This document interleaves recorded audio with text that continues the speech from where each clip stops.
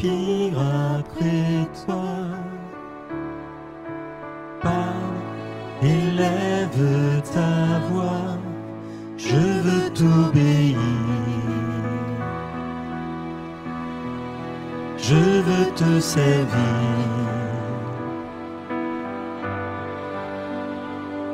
Enseigne-moi ton chemin. Prends ce qui me retient de te voir, Jésus. Je veux t'aimer plus. Car tu dis que ceux qui te cherchent te trouvent.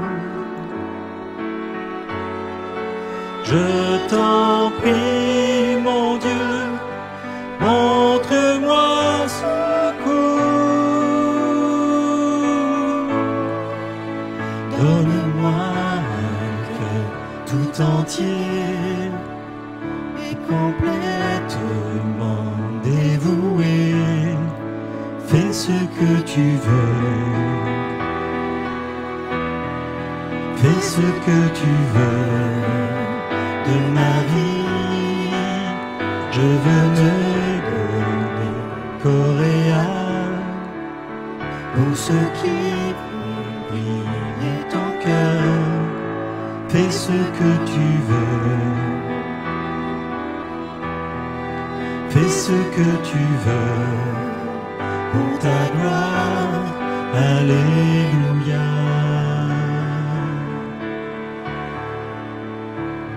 Mon âme soupire après toi. Agis, fais ton œuvre en moi, que la terre entière voit enfin la lumière. Donne-moi un cœur tout entier et complètement dévoué. Fais ce que tu veux. Fais ce que tu veux de ma vie. Je veux te donner corps et âme pour ce qui fait briller ton cœur. Fais ce que tu veux. Fais ce que tu veux pour ta gloire. Je veux moi un cœur tout entier et complètement dévoué. Fais ce que tu veux. Fais ce que tu veux de ma vie.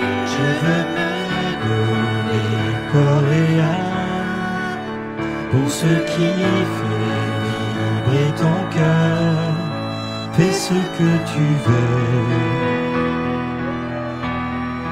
Fais ce que tu veux pour ta gloire.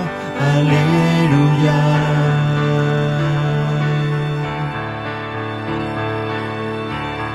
Ton amour est fort, il brise les chaînes et terrasse la mort.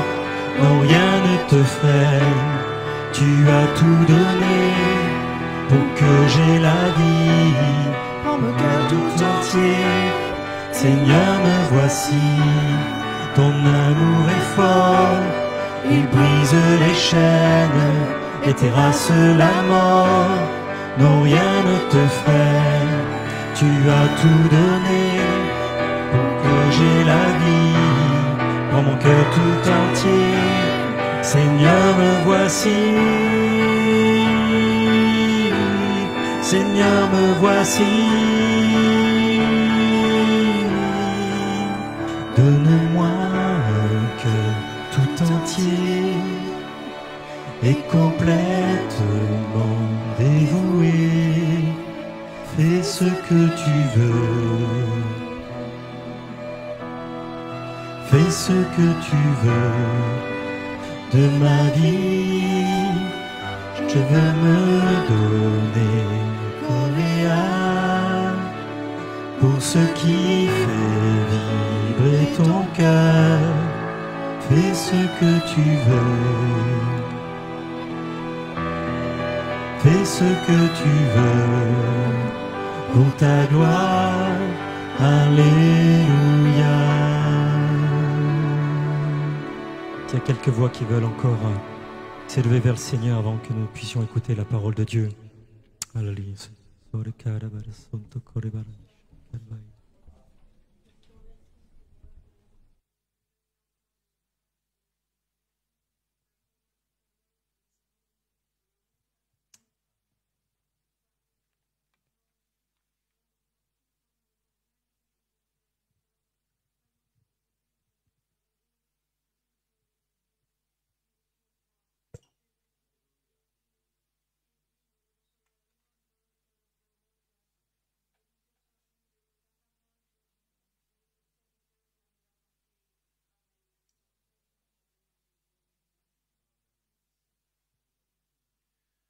Amen, Seigneur. Amen. Amen. Amen. Jésus. Amen. Je te loue, Jésus. Amen. Amen.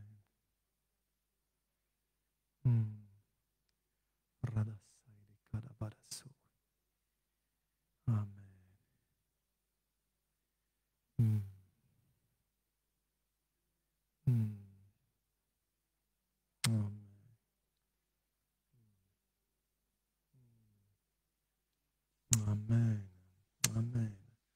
Amen. Seigneur, je te bénis pour les paroles de ce chant, Seigneur, parce que vraiment, Seigneur, oui, je veux te donner un cœur tout entier.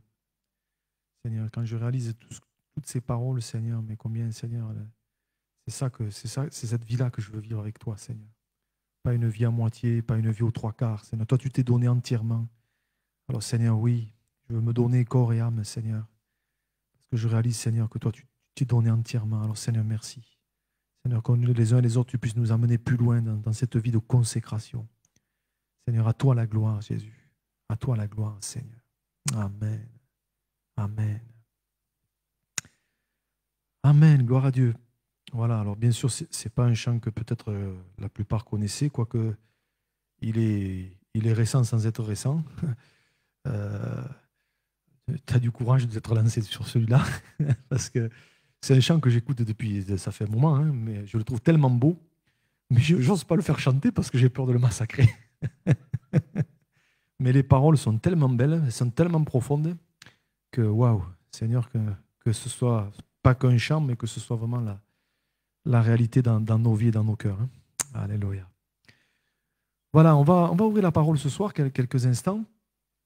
Alors, je voudrais revenir avec vous, si tu peux me baisser un chouïa, sur un point que Marc a abordé mardi dernier. Vous voyez, comme quoi j'écoute, quand Marc prêche, je l'écoute. Mais quand c'est Patrick aussi, et quand c'est Joe aussi. Hein, j'écoute bien. Et mardi dernier, dans son message, il a parlé sur l'église de Pergame, je ne sais pas si vous en souvenez. Il a fait allusion à quelque chose, il a un passage de la vie de David. Et quand j'ai vu le passage et puis la manière dont ce qu'il a dit dessus, ça m'a interpellé. J'avoue que je n'avais jamais vu la chose comme ça. Et vraiment, ça m'a parlé. Et je voudrais le partager avec vous ce soir. Peut-être quand je vais lire le texte, ça va vous revenir. Regardez avec moi, on va lire dans 1 Samuel 27. Et on va lire les 4 premiers versets. C'est un texte comme vous que j'avais lu des tas de fois. Hein. Et puis des fois, vous ne savez pas pourquoi, ça prend une connotation, et ça ressort et vous dites waouh, il y a des choses quand même là. Et je voudrais qu'au travers de ça, ce soir, on puisse peut-être permettre au Seigneur de nous renouveler, de nous fortifier, hein, de nous encourager, parce qu'on peut tous passer par des moments difficiles. Et ici, et Marc le soulignait, David passe par un moment un petit peu compliqué, hein, pour sa vie. Regardez, 1 Samuel 27, verset 1er, il est dit, David dit en lui-même. Donc si des fois vous vous parlez à vous-même, vous êtes normal. Hein. Ça vous arrive de vous parler à vous-même des fois quand même, t'as exagéré, quand même. Pas. T'as vu la réaction que tu as eue? Ça vous arrive des fois? Bon, ben, alors vous êtes normal. Regardez, David, il le faisait. Hein. Et David dit en lui-même, je périrai un jour par la main de Saül. Il n'y a rien de mieux pour moi que de me réfugier au pays des Philistins, afin que Saül renonce à me chercher encore dans tout le territoire d'Israël. Ainsi j'échapperai à sa main. Et David se leva, lui et les 600 hommes qui étaient avec lui, et ils passèrent chez Achish, fils de Maoc, roi de Gath. David et ses gens restèrent à Gath, auprès d'Achish. Ils avaient chacun leur famille, et David avait ses 2 femmes, Akinoam de Jizril et Abigaïl de Carmel, femme de Nabal. Saül, informé que David s'était enfui à Gath, cessa de le chercher. Amen. En fait, ce qui m'a interpellé, vraiment en écoutant Marc, mardi dernier,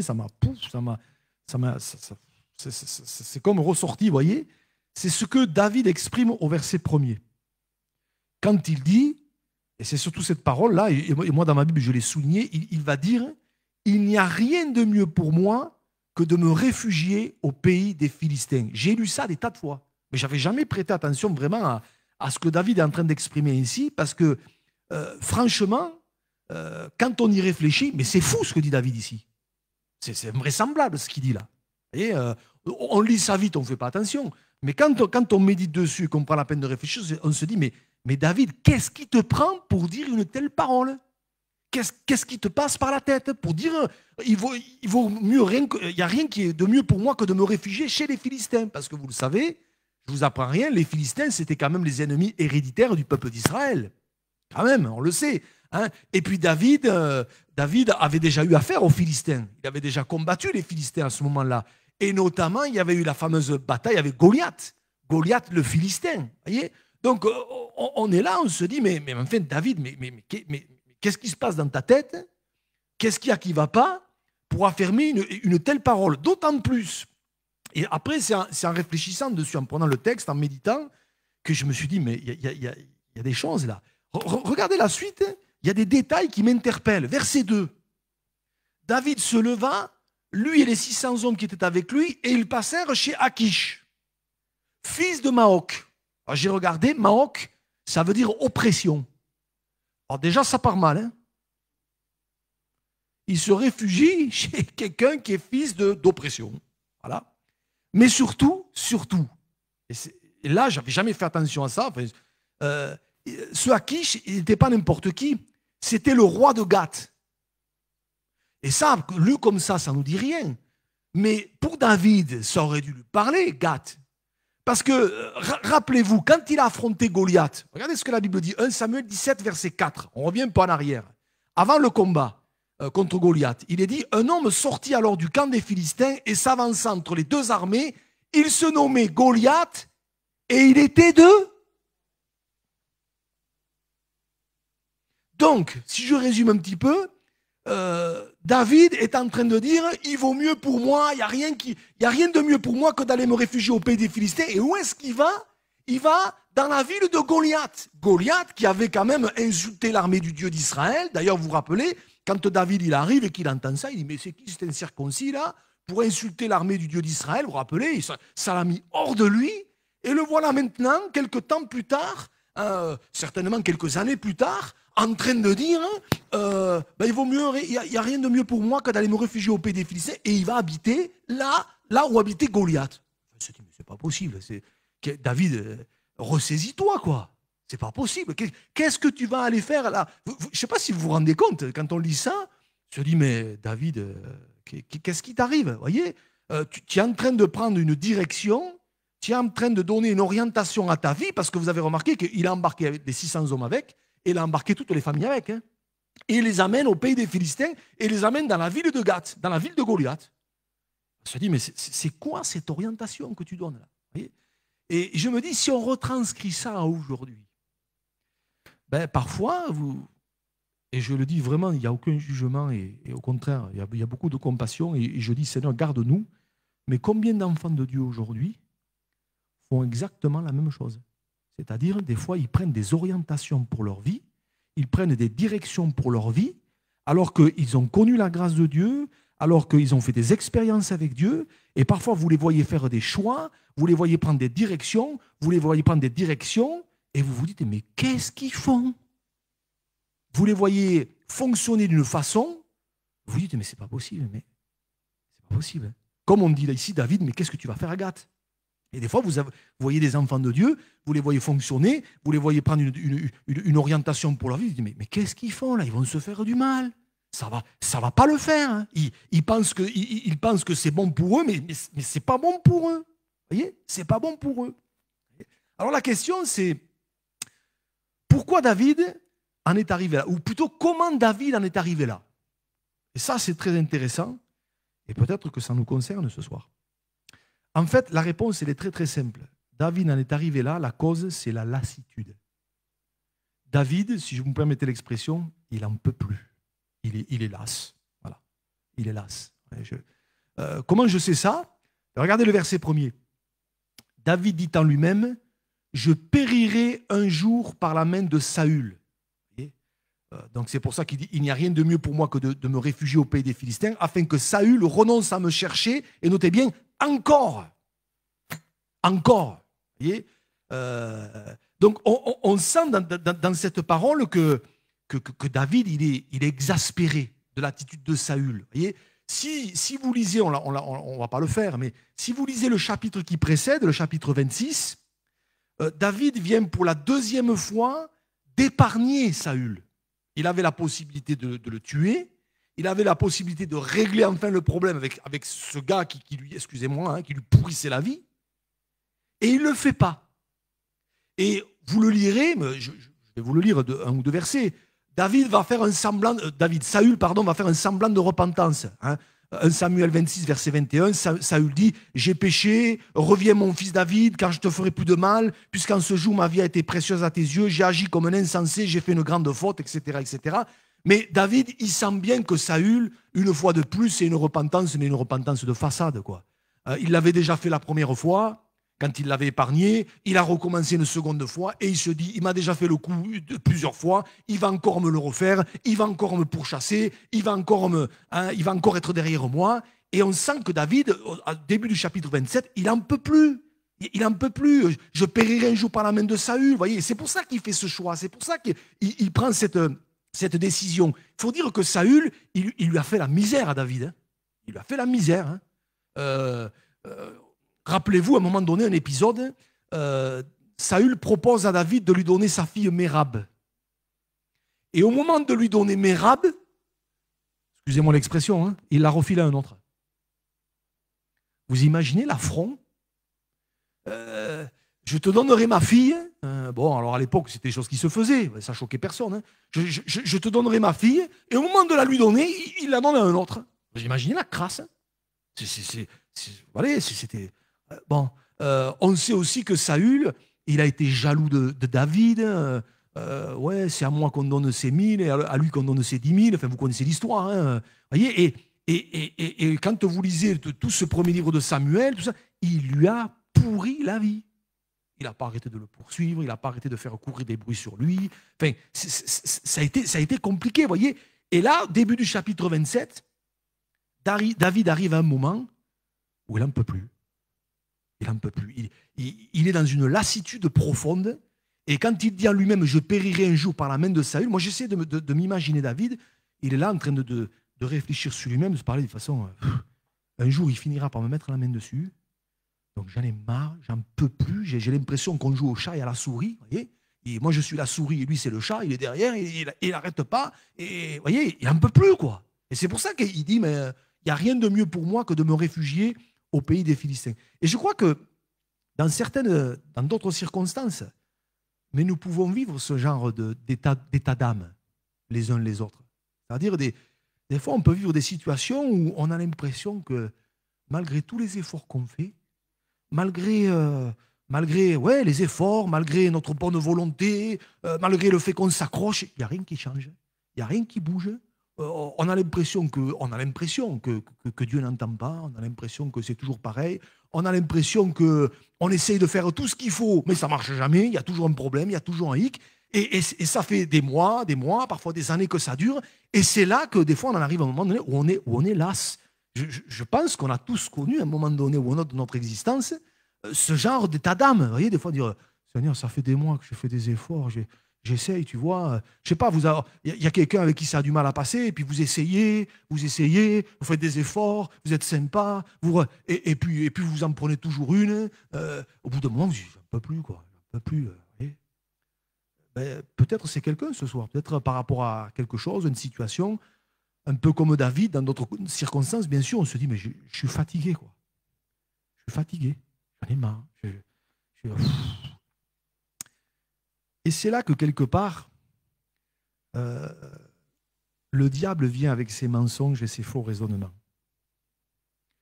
Et là, je vais reprendre les dires de David. Parce que, vraiment, ce verset, ça m'a...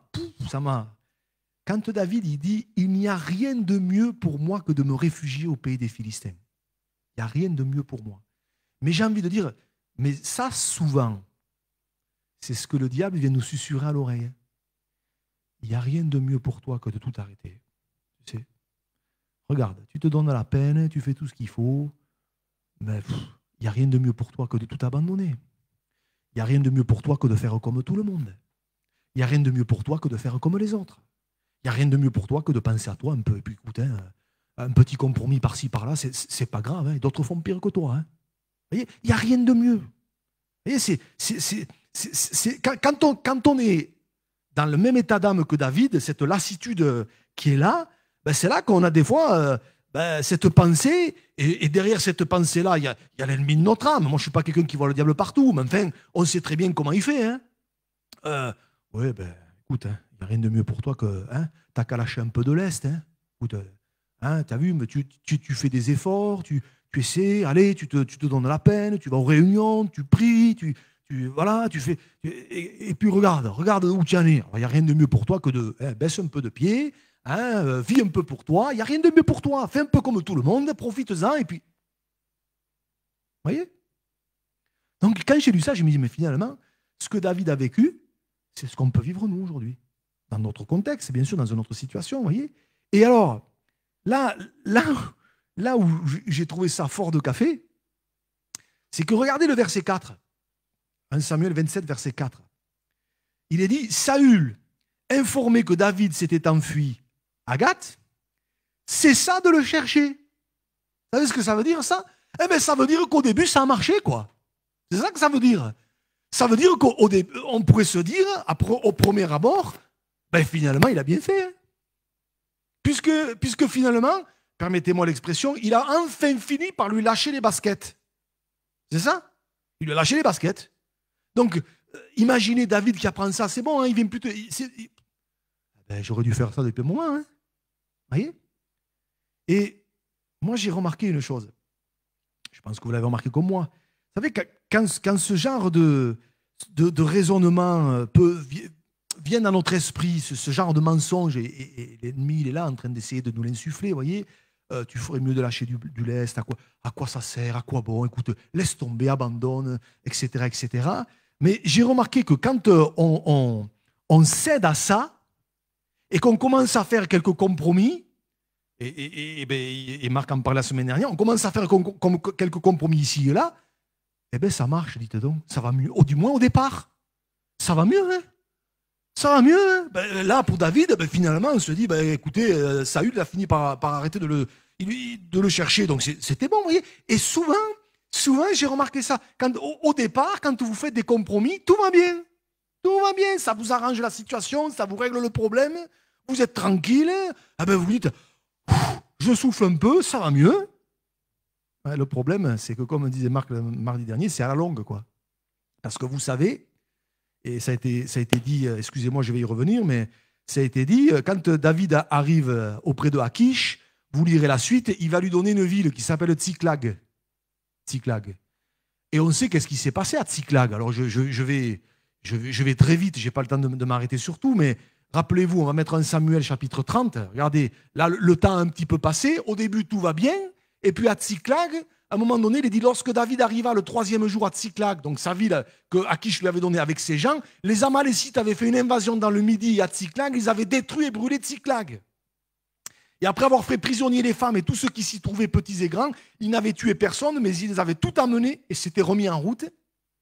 David et ses gens arrivèrent à la ville et voici, elle était brûlée et leurs femmes, leurs fils et leurs filles étaient amenés captifs. Et regardez, David et le peuple qui était avec lui levèrent la voix, pleurèrent jusqu'à ce qu'ils n'eussent plus la force de pleurer.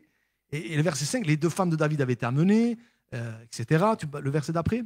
Et David fut dans une grande angoisse, car le peuple parlait de le lapider, parce que tous avaient de l'amertume dans l'âme, chacun à cause de ses fils et de ses filles. Alors, il est dit, David reprit courage en s'appuyant sur l'Éternel son Dieu, et vous connaissez la suite, Dieu va intervenir, il va faire grâce, ils vont tout récupérer. Mais enfin, bonjour la galère, quoi. Il est passé par un moment où, vous voyez, au début, ça se passe toujours bien. Mais sur le moyen et long terme, c'est plus la même musique. Hein. Et ce qui est intéressant, et je vais reprendre le deuxième exemple que Marc avait pris. J'ai bien écouté. Hein. Genèse 12. Abraham qui est parti, qui est descendu en Égypte. Vous vous rappelez, avec, qui va dire à Sarah, sa femme, écoute, tu es belle, hein, tu vas dire que tu es ma sœur, hein, parce que sinon je vais avoir des problèmes. Hein, ben, figurez-vous qu'au début, ça a marché. Ça a marché. Regardez, Genèse 12, versets 15 et 16. Les grands de Pharaon la virent aussi et la vantèrent à Pharaon, et la femme fut amenée dans la maison de Pharaon. Et regardez ce que fait Pharaon. Il traita bien Abraham à cause d'elle, et Abraham reçut des brebis, des bœufs, des ânes, des serviteurs, des servantes, des ânesses et des chameaux. Impeccable, hein? C'est bien. Il lui file des cadeaux, il lui file tout ce qu'il faut. Voyez, donc il fait une espèce... il ment, enfin, déjà, il prend une mauvaise décision, il descend en Égypte. Déjà, vous voyez, mauvaise direction. Et puis en plus, il fait une espèce de compromis où il ment, ou à moitié, fait une demi-vérité, un demi-mensonge, appelez ça comme vous voulez. Enfin, et au début, ça se passe très bien. Au début, il est traité comme un roi, des cadeaux, des trucs, des machins. Tout va bien, quoi. Sauf que vous le savez comme moi, je ne vous apprends rien. Hein. Vous avez vu, là, quand même, il a reçu des serviteurs et des servantes. Et vous savez qui c'est qu'il y avait là-dedans, dans le package? Il y avait Agar. Vous voyez? Tout gentil, hein, au départ. Au départ, Agar, c'est l'anonyme au milieu de tout ça. Mais elle va devenir bien présente à un moment donné. Vous voyez, les cadeaux empoisonnés. Moi, j'appelle ça des... je ne parle pas de Agar en elle-même, la femme, hein, je veux dire, hein, vous comprenez bien. Mais je veux dire, vous voyez, c'est toujours la même chose. Quand on fait des compromis, quand on commence à lâcher du lest, c'est toujours pareil. Au début, ça marche. Au début, tout va bien. Le problème, c'est à la longue. Et pour Abraham, d'ailleurs, vous vous rappelez que suite à ça, les choses se sont coursées, il a dû vite remonter. Hein, parce que quand Dieu est intervenu et que l'autre il a compris que ce n'était pas sa sœur, mais c'était sa femme, ça a tourné au vinaigre. Et il est vite remonté. Voyez. Mais voyez, quelque part, je me dis, mais je ne sais pas si ce soir ça parle à quelqu'un, mais mon frère, ma sœur, attention. Souvent, quand on passe par des moments de lassitude, et ça peut nous arriver, et ce n'est pas un péché. C'est pas un péché. Des moments où on est fatigué, des moments où on a un peu ras-le-bol, quoi. On a l'impression qu'on lutte, on a l'impression qu'on fait tout ce qu'il faut, on fait des efforts, on fait tout ce qu'il faut. On ne fait jamais tout ce qu'il faut, mais enfin, en tout cas, on essaye, quoi. On veut bien faire, on veut plaire au Seigneur, on s'accroche, on ne fait pas de compromis, etc. Et quand des fois, on voit que, entre guillemets, vous comprenez, ça ne paye pas, ça veut dire, mais au bout d'un moment, je suis fatigué, moi. Seigneur, j'essaye, hein, je fais tout. Et puis regarde, et puis les autres, des fois on a l'impression que ceux qui font n'importe quoi, ça va même mieux pour eux. Ça c'était le problème d'Asaph dans le psaume 73. Hein. Vous vous rappelez, c'était la même chose. Hein. Ils voyaient les méchants, et s'ils sont les méchants, toujours heureux, ils accroissent leur richesse. Et il va même jusqu'à se dire, c'est donc en vain que j'ai purifié mon cœur et lavé mes mains dans l'innocence. Il dit, ça ne sert à rien. Vous voyez, quand on est las, quand on est fatigué, quand on est dans un moment où vraiment, ça rame. Hein. Vous dites ça rame, on rame. Hein. Des fois on a l'impression de ramer dans la foi. Hein. On rame, Seigneur. C'est dur, hein? On essaie de... Et c'est là que souvent la tentation du compromis ou de lâcher du lest intervient. Il n'y a rien de mieux pour toi que de faire comme tout le monde regarde. Et c'est ce que... Même David, à un moment donné, pourtant c'est l'homme selon le cœur de Dieu, il va le dire, il n'y a rien de mieux pour moi que de me réfugier au pays des Philistins. Et peut-être, je ne sais pas, peut-être ce soir, on passe par une période de lassitude, une période où on est moins bien, où, vous voyez, je ne sais pas comment on pourrait appeler ça, de la décompression, ou je ne sais pas. je pense qu'on y passe tous à un moment. Vous savez, je vais être vrai avec vous. Je pense que Marc, tu as déjà vécu ça. Moi aussi. Ça m'est arrivé au moins 2-3 fois d'avoir envie de tout arrêter. D'avoir envie d'arrêter. Le ministère, dire si c'est pour ça, tu te donnes, tu fais à fond, tu essayes de tout faire, tu essayes de. Voilà, tu tires l'un, tu tires l'autre, tu tiens toutes les ficelles de partout. Et puis c'est toujours ta faute, ça va jamais. Il y a toujours un qui n'est pas content, il y a toujours celui-là qui râle, il y a là-bas. Au bout d'un moment, ça a dû t'arriver, ça. Ah, je ne suis pas tout seul, ça va, ça me rassure.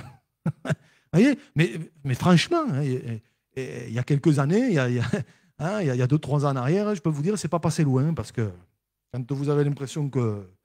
Et vous dites, mais il n'y a rien de mieux que de tout arrêter. Il n'y a rien de mieux que de tout arrêter. Je serai tranquille. Des fois, je le dis en rigolant.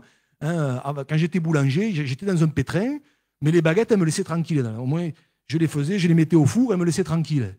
Je suis rentré dans un autre pétrin, c'est pas le même. Hein. Alors, c'est un peu d'humour, mais et des fois, on se dit, je vais tout arrêter, je serai beaucoup plus tranquille. Hein, ma foi. Une fois que les heures sont faites, c'est fini, terminé. Mais je pense qu'on est tous passés par là. À un moment donné, des fois, se dire, Seigneur, ça suffit maintenant. Hein. Et parfois, et c'est pour ça que, comment je vais dire ça, ne jugeons pas nos frères et nos sœurs qui peut-être ont tout lâché, ont tout plaqué, ont tout envoyé. Parce que ça leur est arrivé, peut-être ça peut nous arriver à nous. Hein. Et moi, quand tu as des frères et des sœurs, des fois, et parfois c'est arrivé, ils sont venus me voir, alors je ne parle pas d'ici, hein. On est venu des fois, c'est arrivé, dire écoute, j'en ai marre, moi c'est bon, je vais faire comme tout le monde, j'en peux plus, tout ça.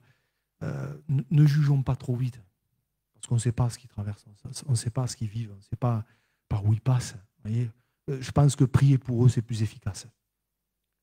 En tout cas, si ça m'arrivait, je préférerais qu'on prie pour moi plutôt qu'on soit derrière. Ah, tu vois, je te l'avais dit qu'il n'était pas bien affermi, hein, je te l'avais dit. Hein. Je me souviens, des fois, des gens se sont fait baptiser, et puis 3-4 ans après, ils lâchent la main du Seigneur, et puis vous avez des gens qui viennent vous voir et vous disent ah, je le savais, il n'était pas bien affermi. Il vaut mieux prier, franchement. Il vaut mieux prier. Ça peut arriver à tout le monde. Ça peut nous arriver. C'est pour ça que quelque part, l'exemple de David, il est là pour notre instruction. Et en même temps, je me dis, ça m'encourage parce que je me dis, même un homme comme lui, à un moment donné, il est passé par là.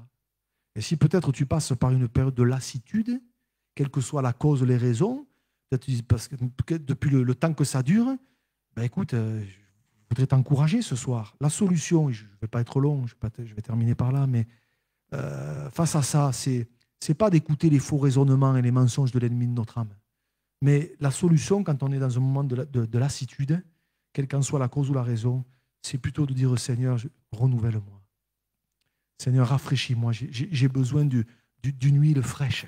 J'ai besoin d'une huile fraîche, Seigneur, que tu me renouvelles. Voyez. Et peut-être, je ne sais pas, peut-être autour de nous, alors je vais prendre cette image, peut-être il y a des Saül autour de nous. Et, ça peut être une personne, ça peut être une situation, ça peut être un contexte. Voyez, c'est-à-dire quelque chose. Moi, Saül, je vous donne la description de comment je le vois. Pour David, Saül, comment je vais dire ça, c'est un peu celui qui a pourri la vie de David, quoi. Il a pourri la vie, quoi. Pendant, voyez. Et je me dis, c'est ça quand je dis, peut-être qu'il y a un Saül autour de nous. Des fois, il y a des choses qui peuvent nous pourrir la vie. Voyez, ça peut être une personne, ça peut être une situation, ça peut être un contexte, ça peut être des tas de choses. Voyez, et ça nous pourrit la vie. Et vous savez, quelque chose qui, pendant des semaines et des mois et des années, ça vous pourrit la vie au bout d'un moment. C'est comme une petite épine dans le pied. Au début, bon, on marche avec. Hein. Au bout d'un moment, ça commence à faire mal. Hein. Quand vous regardez, vous voyez, ça commence à devenir rouge autour. Vous essayez, et ça fait hyper mal au bout d'un moment. Eh c'est ça. La lassitude, c'est ça. Au bout d'un moment, bon, au début, vous dites, allez, secoue-toi, c'est bon, on va y aller. Et quand ça fait 6 mois, 1 an, 2 ans, 3 ans, et c'est là que quelque part, soit on tombe dans le panneau et on dit, il vaut mieux pour moi tout arrêter, faire comme tout le monde, et puis, soit on dit, Seigneur, je ne veux pas lâcher ta main, renouvelle-moi. J'ai besoin d'une huile fraîche. J'ai besoin que tu me fasses du bien ce soir. Et je pensais à ce verset, on va terminer par là. Hein, vous savez que la Bible dit que c'est ceux qui se confient en l'Éternel, ils renouvellent leur force. Il y a ce passage, et moi j'aime beaucoup, de Ésaïe 40, versets 29 à 31, on va finir par là, hein, où la Bible dit « Il donne de la force à celui qui est fatigué, et il augmente la vigueur de celui qui tombe en défaillance. » C'est le cas de quelqu'un ce soir. Le Seigneur est là pour te renouveler. Il n'est pas là pour te juger, il n'est pas là pour t'accabler, il n'est pas là pour t'enfoncer, il n'est pas là pour te dire que tu es un mauvais chrétien, que tu manques de foi. Non, non, non. Les adolescents se fatiguent et se lassent, et les jeunes hommes chancellent. Mais ceux qui se confient en l'Éternel renouvellent leur force, ils prennent le vol comme les aigles, ils courent et ne se lassent point, ils marchent et ne se fatiguent point. Alléluia. Et ce soir, peut-être quelqu'un est, voilà, est un peu dans le même état d'âme, dans le même état d'esprit que David. Peut-être ça fait un moment, il y a quelque chose qui est là, et au bout d'un moment, ras-le-bol, quoi. Ras-le-bol. On se dit, Seigneur, ça fait des années. Moi, je peux comprendre, tout à l'heure j'ai entendu une prière, je peux comprendre que quand ça fait des années qu'on prie pour le conjoint, et le conjoint ne se convertit pas, je comprends qu'au bout d'un moment, vous voyez, et quand, alors bon, des fois, il y a des conjoints, ils sont sympas, il y en a d'autres, ils sont un peu moins. Bon, quand ils sont sympas, ça va, mais quand ils sont un peu moins sympas, au bout d'un moment, et que vous prenez toujours des réflexions, et tatati, et talala, et machin, je comprends qu'à un moment donné, on est lassé, quoi. Je peux le comprendre, hein. Vous voyez, mais béni soit Dieu, parce que notre Seigneur est celui qui renouvelle les forces. Il y a de l'huile fraîche encore pour nous. Et ce soir, de toute façon, de deux choses l'une, ou on en arrive à un moment donné comme David. Bon, David, il s'est ressaisi après, heureusement, hein. Il est revenu du pays des Philistins. Hein. Vous voyez, il n'y est pas resté, gloire à Dieu. Hein. Mais ou à un moment donné, on se dit comme David, il n'y a rien de mieux pour moi que de faire comme tout le monde. Finalement, et puis c'est fini. Ou alors on se dit, non, Seigneur, c'est vrai, je suis fatigué, mais Seigneur, tu es celui qui renouvelle les forces. Seigneur, j'ai besoin d'une huile fraîche sur ma vie. Et peut-être que ce soir, peut-être on pourrait prendre quelques instants. Peut-être c'est un moment vraiment pour être renouvelé. Voilà, dire, Seigneur, je passe par un moment difficile, c'est pas évident. On ne le crie pas forcément sur les toits. Voilà. Il y en a, ça se voit facilement sur la tête. Il y en a d'autres, ça ne se voit pas. Mais quoi qu'il en soit, Dieu connaît nos cœurs. Dieu, il sait où on en est ce soir. Il sait exactement où. On ne peut rien lui cacher. Et si ce soir, on est un peu dans le même état de cœur, d'esprit que David, dirait, je suis fatigué de tout ça, j'en peux plus. Ben, ce soir, c'est l'occasion de dire, Seigneur, renouvelle-moi. On n'a peut-être pas forcément besoin de le dire tout fort, mais devant Dieu qui entend nos prières, qui entend nos cœurs, on peut dire, Seigneur, renouvelle-moi. Seigneur, parce que je veux justement, je veux pas faire des choses où ça va avoir des conséquences après. Je veux pas aller dans une direction, prendre une orientation, où au début tout ira bien, formidable, et puis ça sera pire après. Alors Seigneur, renouvelle-moi. Et je voudrais peut-être qu'on prenne, j'avais pensé à ce chant, je ne sais pas si tu le trouves, c'est AUT 88, si tu peux le trouver, c'est un souffle nouveau, hein, si tu peux le trouver. Moi, j'aime beaucoup ce chant, voilà, ô Dieu d'amour, me voici devant toi. Et on a besoin de ce souffle, on a besoin que le Seigneur nous renouvelle. Et je pense qu'on on passe tous à un moment donné ou un autre par ce genre de situation. Je crois que c'est là, par là, ouais, c'est par là, je ne sais pas. Regarde. Ouais, si tu ne trouves pas, c'est pas grave. Voilà. Mais voilà, je crois que on peut prendre quelques instants vraiment pour dire, Seigneur, j'ai besoin que tu me renouvelles. J'ai besoin, Seigneur, je suis un peu comme David, je suis un peu comme, voilà, c'est compliqué, des fois on souffle. Ben, Seigneur, viens me renouveler ce soir. Viens me bénir. Le Seigneur connaît notre contexte. Hein. Il connaît notre salut, hein, ce qui nous pourrit la vie. Voilà. Mais il ne veut pas nous laisser comme ça. Hein. Il veut renouveler nos forces, il veut nous faire du bien. Peut-être on pourrait prendre quelques instants. Voilà, des cours pour essayer d'avoir un temps là devant Dieu, quelques instants, vraiment dire Seigneur, renouvelle-nous. Hein, renouvelle-nous. On est dans des temps là où c'est compliqué aujourd'hui. Hein. On s'aperçoit de plus en plus que c'est plus facile de tout lâcher. Oh, ben, y a le Covid, il y a le masque, machin. Oh, et puis on ne se rend pas compte, on ne vient plus. On ne se rend pas compte, on lâche la main du Seigneur. Et puis il y a ça, et puis il y a ça. Mais on est tous logés à la même enseigne. Hein. On a tous nos galères, on a tous nos souffrances. On a tous nos épines dans le pied. On en a tous nos trucs là, sous les pieds là. Hein, peut-être certains me diraient, moi j'en ai pas une, j'en ai deux ou trois. Mais ce qu'on a besoin, c'est que le Seigneur nous renouvelle.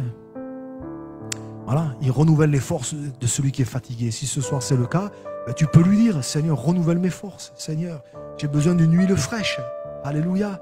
Hein, peut-être ça fait un moment qu'on n'a pas été renouvelé, visité. Ben, c'est l'occasion de dire, Seigneur, viens Seigneur, viens me renouveler, hein, renouveler mes forces. Alléluia. Seigneur, ce soir, toi qui connais les cœurs, toi qui connais les contextes, les situations de l'un, de l'autre, Seigneur. Merci parce que je réalise qu'on n'est pas plus forts, pas meilleurs les uns que les autres. Seigneur, on est tous passés par des moments comme David ou de lassitude, de ras-le-bol. Seigneur, viens nous visiter. Seigneur, tu es celui qui a de l'huile fraîche encore pour chacune de nos vies. Et je veux croire que encore ce soir, dans ces quelques instants, tu peux nous visiter, tu peux renouveler les forces, tu peux ranimer le courage, tu peux donner vraiment une vitalité nouvelle, un nouveau zèle, une nouvelle vitalité spirituelle, un nouvel enthousiasme spirituel pour les choses de Dieu, un nouvel appétit pour les choses de Dieu, un nouvel amour pour les choses de Dieu. Seigneur, on te demande vraiment de nous renouveler les uns les autres. Tu le sais, Seigneur, on a tous nos galères, on a tous nos soucis, on a tous nos épines dans le pied, les uns les autres. Les uns c'est une chose, les autres c'en est une autre. Mais Seigneur, ce soir, le point commun, c'est qu'on est tes enfants, Seigneur. Et que tes enfants, nous savons que tu les aimes et que tu veux les renouveler et que tu veux les bénir. Alors Seigneur, viens visiter ce soir tes enfants. Viens bénir celui qui peut-être est à bout de souffle, celui qui est fatigué, celui qui a besoin d'être renouvelé. Et étends tes mains sur lui. Celui qui peut-être comme David dit, il n'y a rien de mieux pour moi que de lâcher du lest. Il n'y a rien de mieux pour moi que de tout laisser, de tout abandonner. Viens renouveler, Seigneur, ce soir les forces. À toi la gloire, Seigneur. À toi la gloire. On peut prendre ce chant comme une prière, hein? Je massacre un peu, excusez-moi. Mon Dieu d'amour, me voici devant toi pour te demander le souffle de gloire. Mon Dieu d'amour, j'espère en toi, car je sais que tu règnes, me donnant l'espoir. Oh Dieu, envoie un souffle nouveau qui comble ma vie, qui change mon cœur. Oh Dieu, envoie un souffle nouveau qui comble ma vie, qui change mon cœur.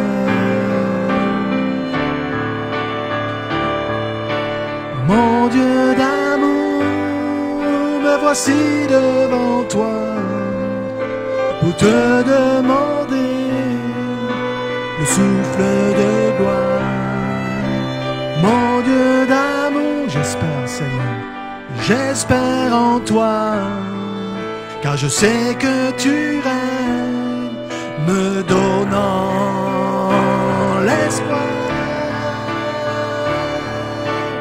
Oh Dieu, envoie un souffle nouveau qui comble ma vie, qui change mon cœur. Oh Dieu, envoie un souffle nouveau qui comble ma vie, qui change mon cœur. Amen. Pendant que les musiciens continuent à jouer le chant, peut-être là où nous sommes, voilà. Prions le Seigneur là, peut-être à voix basse, parlons en langue, voilà. Laissons le Seigneur nous renouveler, alléluia. Peut-être laissons le Seigneur te baptiser du Saint-Esprit, te renouveler dans le Saint-Esprit. Dis-lui, Seigneur, j'ai besoin que tu me renouvelles, j'ai besoin d'un souffle nouveau, j'ai besoin d'une huile fraîche. Dis-le-lui simplement avec tes mots à toi. Seigneur, viens, là à ta place, je suis convaincu que le Seigneur peut te visiter, je suis convaincu que le Seigneur peut renouveler, même dans ton corps, il peut passer, te visiter comme tout à nouveau. Alléluia. Seigneur, viens Seigneur. Alléluia. Alléluia. Viens dans nos foyers, viens dans nos couples, Seigneur. Viens dans nos santé, Seigneur. Alléluia.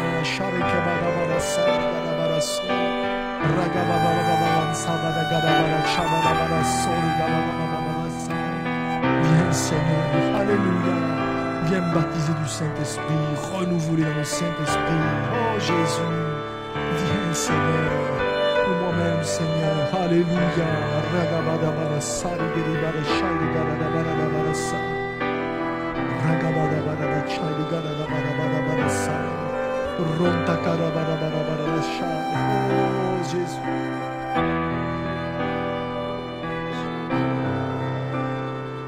Alléluia.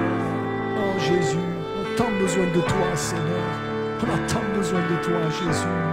Alléluia. Tu renouvelles, Seigneur. Alléluia. Merci. Bénis nos foyers. Tu bénis les couples, Seigneur. Tu bénis ceux qui pleurent en secret, Seigneur. Alléluia. Seigneur, tu dénoues les situations. Tu ouvres les portes, Seigneur. Alléluia. Tu renverses les situations. Alléluia. Jésus, tu changes de mal en bien, Seigneur. Alléluia. La malédiction en bénédiction, Seigneur. À toi la gloire, Jésus. À toi la gloire, Seigneur. Alléluia. Viens, Jésus. Viens, Seigneur. Merci, Seigneur. Merci, Jésus. À toi la gloire, Seigneur. Alléluia. Jésus. Jésus. Alléluia. Amen. Mon Dieu d'amour. Alléluia. Tu ne juges pas, Seigneur. Alléluia, Jésus. Alléluia, Jésus. Oh, je t'aime, Seigneur. Merci pour ta présence. Tu renouvelles, Jésus. On peut le reprendre une dernière fois, ce chant, comme une prière.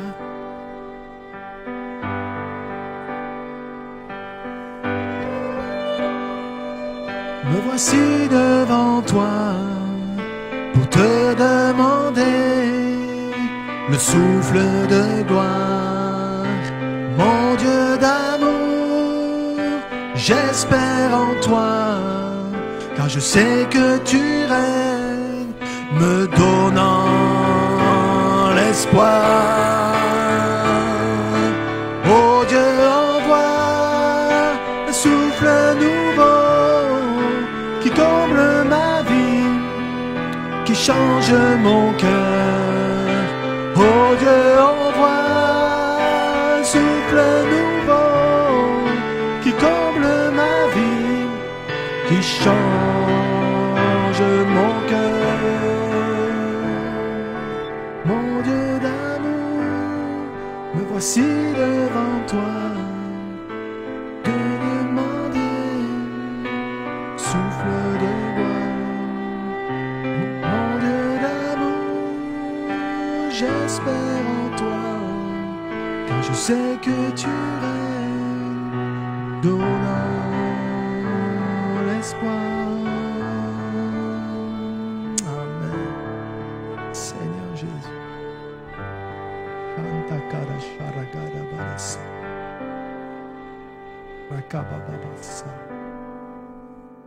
Jésus.